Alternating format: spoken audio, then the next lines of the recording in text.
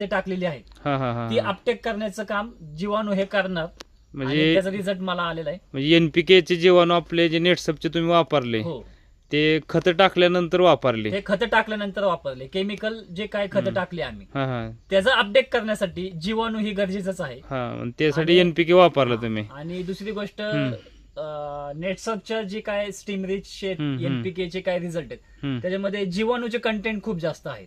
बरं बरं बरं. म्हणजे इतर जे काय प्रोडक्ट आहेत जीवाणूचे जैविक बायोटेकचे हम्म. त्याप्रमाणे नेटसपच्या जीवाणूमध्ये खूप म्हणजे कमावत आहे जास्त, म्हणजे क्वांटिटी जास्त आहे. बरं बरं बरं. ह्याचा फरक काय दिसला तुम्हाला झाडांच्या वाढीमध्ये?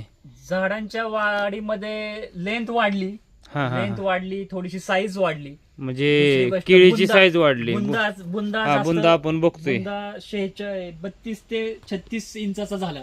35 ते 36 इंचाचा बुंदा झाला. हो. बरं बरं बरं.